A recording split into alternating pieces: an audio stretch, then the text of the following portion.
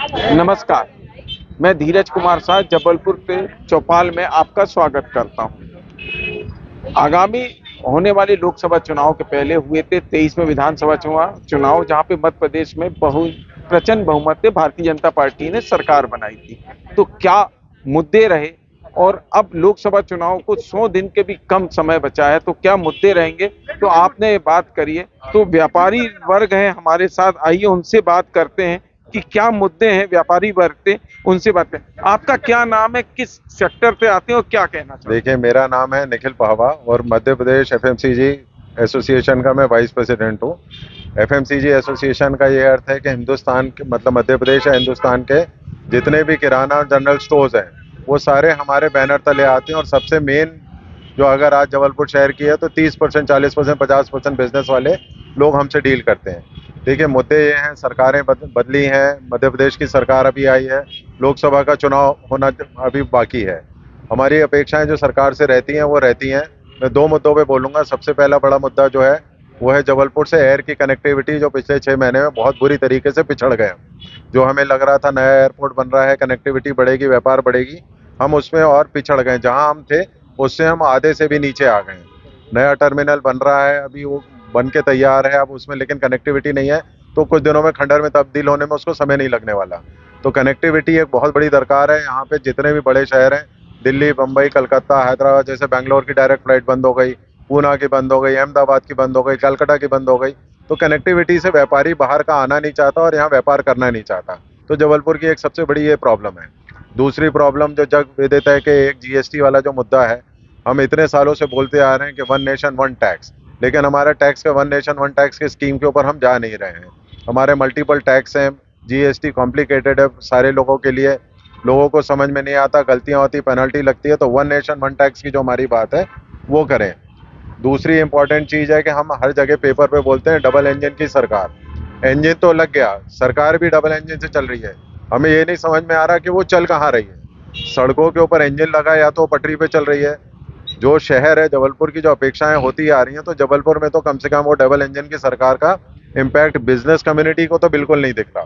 तो मेरा ये निवेदन है कि जबलपुर के ऊपर, मध्य प्रदेश का तीसरा सबसे बड़ा शहर है और जबलपुर की जिस तरीके से बैक टू बैक अपेक्षाएं होती जा रही हैं, मतलब अब अपेक्षा इतनी बुरी तरीके से हो रही है कि आदमी को यहाँ लगता ही नहीं कि अब जबलपुर में कुछ हो सकता है। तो मेरे जनप्रतिनिधि और जो सांसद हैं उनसे तो मैं यही अनुरोध करूंगा कि जबलपुर को आगे ले जाने के लिए हम सब उनके साथ हैं, लेकिन वो उनको लीडरशिप उन्हीं को लेनी पड़ेगी। वो हमारे लीडर हैं, लीडरशिप उन्हीं को लेनी पड़ेगी। इनका तो कहना है कि व्यापारी वर्ग पूरा, जो भी पार्टी आएगी, सांसद आएगा, उनके साथ है, क्योंकि एयर कनेक्टिविटी, सही बात है कि अब पहले 10 से ज्यादा थी, 5 बची।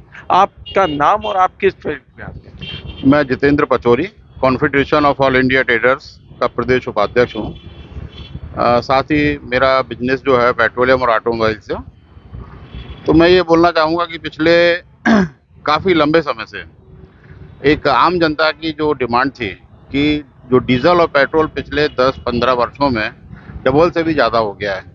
तो मैं सोचता हूँ कि अगर मान लो आने वाली सरकार, जो सरकार आएगी अभी, और अगर वो पेट्रोलियम डिपार्टमेंट को लेके थोड़ा सा भी विचार करे, अगर उस पर जीएसटी लगा दे। आज जो वैट लग रहा है, आज पेट्रोलियम में कम से कम 67% टैक्स लग रहा है।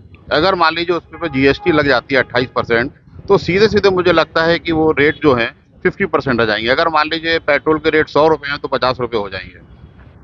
आज सबसे बड़ी नीड अगर किसी इंसान की है, और आम एक परिवार के अंदर अगर 4 मेंबर हैं तो उनके पास 4 गाड़ियाँ हैं, और हर आदमी गाड़ी अपना उपयोग कर रहा है, चाहे वो 4 व्हीलर हो, चाहे 2 व्हीलर हो, चाहे वो गांव हो, चाहे वो शहर हो, चाहे वो कर्मचारी हो, चाहे वो अधिकारी हो, चाहे वो एक रईस आदमी हो। हर आदमी की आवश्यकता गाड़ी है, और वो गाड़ियां पेट्रोल से चल रही है, परिवार भी पेट्रोल डीजल से चल रहे हैं। तो सबसे ज़्यादा आवश्यकता इस चीज़ की है। साथ ही मैं ये बोलना चाहूँगा कि आने वाली गवर्नमेंट, जबलपुर की उपेक्षाएँ शुरू से होती आई हैं। आज जबलपुर में बहुत ही अच्छी कनेक्टिविटी धीरे धीरे डेवलप हो गई थी। अब हमारे यहाँ नया एयरपोर्ट बन गया। एयरपोर्ट बनने के बाद जैसे ही एयरपोर्ट बना और सारी कनेक्टिविटी खत्म हो गई। आज जबलपुर में दिल्ली से जाने के लिए, बॉम्बे के लिए, पूना के लिए, बेंगलोर के लिए, कलकत्ता के लिए, कहीं के लिए फ़्लाइट नहीं है। आज दिल्ली के लिए सिर्फ हमारे पास 5 फ्लाइट्स थी, अब 1 या 2 फ्लाइट बची हैं। बॉम्बे की कनेक्टिविटी 1-2 बची है, पूना की हमारी कनेक्टिविटी बंद हो गई, बेंगलोर की कनेक्टिविटी बंद हो गई, हैदराबाद की कनेक्टिविटी बंद हो गई, कलकत्ता की बंद हो गई। तो मैं एक ही रिक्वेस्ट करूंगा कि जहाँ पे कनेक्टिविटी जितनी अच्छी होती है वहाँ पे व्यापार उतना अच्छा डेवलप होता है। ये व्यापारियों का सबसे बड़ा मुद्दा है कि एयर कनेक्टिविटी वाला। आप महिला उद्यमी हैं, कहाँ से आती हैं, किस से आती हैं और क्या नाम है, क्या बोलना चाहिए? मेरा नाम सीमा सिंह चौहान, मैं confederation of all India traders से प्रदेश कोऑर्डिनेटर हूँ और मेरा खुद का यहाँ पे एग्जीबिशन ऑर्गेनाइजर हूँ और स्कूल भी चलाती हूँ। तो सबसे पहले तो मैं महिलाओं के लिए ही बोलना चाहूँगी, महिला होकर। तो आफ्टर कोविड आपने देखा होगा कि बहुत सारी महिलाएं हैं जिनके घर के सारे लोग चले गए और महिलाओं पे ही पूरा बर्डन आ चुका है। तो उनके विषय में यही बोलना चाहूँगी कि यहाँ जैसे क्लस्टर बनाए गए, महिला क्लस्टर बनाया गया, लेकिन उस पर पूरा प्रॉपर ध्यान नहीं दिया गया और वो क्लस्टर पूरा पुरुषों के हाथ में चला गया। तो इस टाइप के महिला क्लस्टर बनाए जाएं, उनके ऊपर जैसे अभी तो बोल दिया गया कि 33% पे महिलाओं को मिल रहा है, लेकिन देखा जाए जमीनी तौर पे तो कहीं पे नहीं मिल रहा है। बोलते जरूर हैं कि इतना है, लेकिन व्यापार में तो नहीं मिल रहा। कहीं और मिल रहा हो तो आइडिया नहीं है, लेकिन व्यापार में महिलाओं को 33% का अभी तक तो नहीं आया कुछ। तो यही हम चाहेंगे कि महिलाओं के लिए ही सारे काम हो, क्योंकि देखा जाए तो महिलाएं ही आज की डेट में ज़्यादातर देश को बनाने के लिए आगे कर रही हैं। तो महिलाओं के लिए क्लस्टर बनाए जाएं और उन्हीं का ध्यान दिया जाए। इनका तो कहना है कि महिला उद्यमियों के लिए बनाए योजनाएं तो कई बनाई जाती हैं पर वो पूरे नहीं होते। आप क्या कहेंगे, क्या नाम है, किस सेक्टर से आते हैं? मैं Deepak Sethi, confederation of all India traders CAT प्रदेश सचिव हूँ और ऑल इंडिया मोबाइल एसोसिएशन का अध्यक्ष हूँ। मैं आपको बताना चाहूँगा कि हमारा लोगों का जो व्यापार है ये ऑनलाइन से बहुत प्रभावित हुआ है। ऑनलाइन के खिलाफ हम लोग पिछले 7 साल से लड़ाई लड़ रहे हैं। हमारा कहना ये, और कैट संस्था नेशनल लेवल पे कई लेटर्स दे चुकी है कि एक ऑनलाइन कंपनी पे एक नीति बननी चाहिए। जो ऑनलाइन कंपनियां खुलेआम उल्लंघन करके अनाप शनाप रेट पे और गलत फंडिंग विदेश से जो हो रही है उसके थ्रू जो कस्टमरों को महंगा खरीद के कम प्राइस में देते हैं, 2 घंटे में कुछ रेट पे हो जाता है, 2 घंटे बाद कुछ और रेट हो जाता है। तो इस तरीके की भिन्नताएं नहीं होनी चाहिए, एक समानताएं होनी चाहिए। मैं किसी ऑनलाइन कंपनी या किसी के खिलाफ की बात नहीं करता हूँ, वो भी एक व्यापारी है, हम भी एक व्यापारी है, लेकिन जो नीतियों का उल्लंघन करते हैं उनके खिलाफ कार्रवाई जरूर होनी चाहिए। सरकार को उन पे जरूर नजर रखनी चाहिए कि ये किस तरीके की फंडिंग हो रही है। पिछले 5 साल का इतिहास है, आप कोई भी ऑनलाइन कंपनी देख लीजिए, 500 करोड़ से 1000 करोड़ के नुकसान पे चल रही है। ऐसा कौन से ये धन्ना सेठ कंपनियां हैं, 1 करोड़ का नुकसान होता है तो फैक्ट्रियां, मालिक फैक्ट्री बंद कर देता है, और ये 500 करोड़ के बाद भी हिंदुस्तान में व्यापार कर रही हैं। इनकी मंशा क्या है, ये बहुत मंथन का विषय है, इसकी प्रॉपर जांच होनी चाहिए। दूसरी चीज मैं कहना चाहूंगा, जबलपुर स्तर पे जितनी भी रिछाई में आसपास इंडस्ट्रियल एरिया में फैक्ट्रियां बंद हैं, उन फैक्ट्रियों के मालिक को बुला के सरकार बात करे। नए एमएसएमई के तहत कई योजनाएं सरकार ने बनाई है।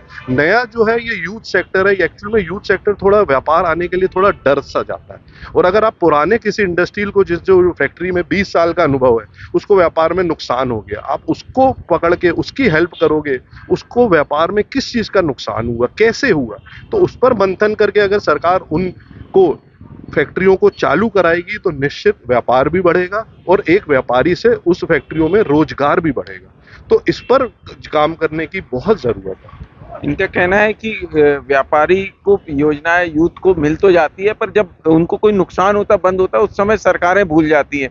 आपका शुभ नाम और किस सेक्टर से आते हैं, क्या? मेरा नाम राहुल बढ़िया है, मैं पेशे से चार्टर्ड अकाउंटेंट हूँ और कैट जबलपुर में मैं ट्रेजरर पोस्ट पे हूँ। आगे आने वाला जो भी गवर्नमेंट होगी, मैं चूँकि मैं प्रैक्टिस में हूँ तो मुझे ये लगता है कि बहुत सारे बिजनेसेस जो गवर्नमेंट के स्कीम्स पे डिपेंडेंट है, गवर्नमेंट स्कीम्स तो ला देती है बट उसका एग्जीक्यूशन बहुत डिलेड होता है, जिसके कारण बिजनेस सफ़र करता है। तो अगर गवर्नमेंट योजनाओं का लाभ सही समय पे मिले और जल्द मिले, उस पे कोई भी नई गवर्नमेंट काम करेगी तो रिजल्ट ज़्यादा अच्छा आएगा। सब्सिडियाँ अनाउंस होती है बट 2-2, 3-3 साल नहीं मिलती है। नगर निगम जाओ, नक्शे 6-6 महीने पास नहीं होते हैं। कोई भी फाइल अगर लगा दो पोल्यूशन में, इसमें तो टाइम लिमिट होनी चाहिए जिसका लाभ बिजनेस को डायरेक्ट मिले। और स्किल बढ़ाने के लिए जो गवर्नमेंट योजनाएं ला रही हैं उसका एक्चुअल यूज जल्द से जल्द और ज़्यादा कैसे मिले, ये अपेक्षा है हमारे जैसे जबलपुर और सभी टाउन्स को। मतलब उम्मीद है गवर्नमेंट इन दिशाओं पे भी काम करेगी। लोकसभा चुनाव में जो बातें हो रही है कि योजनाएं आ गई, नीतियां बन गई, पर उसके बाद अमल नहीं हो पा रहा है, यानी जल्दी नहीं होता। क्या कहेंगे, आपका शुभ नाम और किस सेक्टर पे? मैं कुसुम चौबे भाजपा से हूँ और अभी अभी मैंने सोने चांदी का व्यापार शुरू किया। जीएसटी टैक्स तो लगता है, उसमें तो सभी परेशान हैं, लेकिन व्यापार को इतना उत्साह तो नहीं मिल रहा कि रोज रोज कोई सोना चांदी खरीदे। प्लस ये 33% अगर महिलाओं का आरक्षण मोदी जी ने किया भी है तो उसमें महिलाओं को इतना ऊंचाई पे तो नहीं पहुंचा रहे हैं, ना कहीं ऐसा हमें देखने में आ रहा है कि ऊंचाई पे पहुंच रही महिलाएं। इतनी योजनाएं बनी जरूर है महिलाओं के लिए, महिलाओं को उसमें तो फायदा हो रहा है, लेकिन आगे चल के और क्या होगा वो नहीं मालूम। डबल इंजन की जो सरकार बनी है, अगर विधायक चाहे किसी भी क्षेत्र के विधानसभा के, तो महिलाओं को थोड़ा सा संरक्षण दें और महिलाओं को आगे बढ़ाएं और व्यापार को हमारे आगे करें। ये भी महिलाएं थी, इनसे बात करें। जबलपुर में 6 फैक्ट्री, ऑर्डिनेंस फैक्ट्री है, इसको लेके आप किस सेक्टर पे आते, क्या नाम है आप? मैं मनु शरद तिवारी, मैं यहाँ पे होटेलियर हूँ और साथ में मेरी रिछाई में इंडस्ट्री है। जो आपने डिफेंस सेक्टर की बात करी, डिफेंस की मारी तो रिछाई से ज़्यादा बुरी दुर्गति, जबलपुर से ज़्यादा दुर्गति किसी शहर की नहीं हुई है। जिस शहर में ऑलरेडी कुछ नहीं तो 26,500 करोड़ से ज़्यादा का ऑलरेडी पिछले 100 सालों में इन्वेस्टमेंट हुआ पड़ा था। गन कैरेज फैक्ट्रीज आज 110 साल पुरानी फैक्ट्री इस्टेब्लिश थी। ऑर्डिनेंस फैक्ट्री खमरिया, जबलपुर के ट्रक कश्मीर से कन्याकुमारी तक चलते हैं। उस सेक्टर का जहाँ पे क्लियर इन्वेस्टमेंट, लैंड बैंक पड़ा हुआ है, 10,000 एकड़ लैंड का एक्वायर्ड लैंड पड़ी है, 26,500 करोड़ से ज़्यादा का इन्वेस्टमेंट है। उस शहर की उपेक्षा करते हुए एक नए शहर में डिफेंस क्लस्टर चला जाता है। कुल 26 सांसद पूरे गुजरात में तहलका मचाए रहते हैं। सौभाग्य से और दुर्भाग्य से जबलपुर में 3 सांसद हुआ करते हैं और उनके होने के बावजूद ये हरकत हमारे प्रदेश के, हमारे शहर के साथ ये चोरी हुई है, विश्वासघात हुआ। ये कैसे हुआ, हम लोग बार बार ये देखते हैं। साथ में जो हम बार बार पेपरों में पढ़ते हैं कि होटलों में बहुत भीड़ आ रही है, होटलों में बहुत भीड़ आ रही है।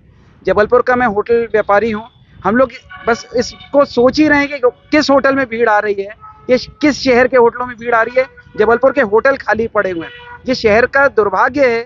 पर भारतीय जनता पार्टी के सांसद हो या कोई सब एक पूरा हब बनाना चाहते पर्यटन को, तो वही अभी क्या स्थिति है? ऐसा मैं किसी भाजपा या कांग्रेस की बात नहीं है, किसी ये सत्ता में जो पार्टी आती है, जैसे भाई साहब डबल इंजन सरकार की बात करते हैं, जबलपुर की अपेक्षा तो ट्रिपल इंजन सरकार ने करी है कि यहाँ तो ट्रिपल इंजन सरकार 8 साल चली, उसके बावजूद शहर का डिफेंस क्लस्टर चोरी होकर बाहर चला गया। तो ये अपेक्षाएं होती अब ना हो। हम लोग व्यापारी वर्ग ये बार बार सोचता है कि व्यापारी हमेशा उस व्यक्ति है कि बहुत आशावादी व्यक्ति है। व्यापारी आपको टैक्स भी चुकाता है, अपने अंधेरे से खुद का दिया रोशन करता है और सरकार को टैक्स चुकाने की जिम्मेदारी रखता है। जीएसटी के नाम से सरकार एक व्यापारी को चोर साबित करती है।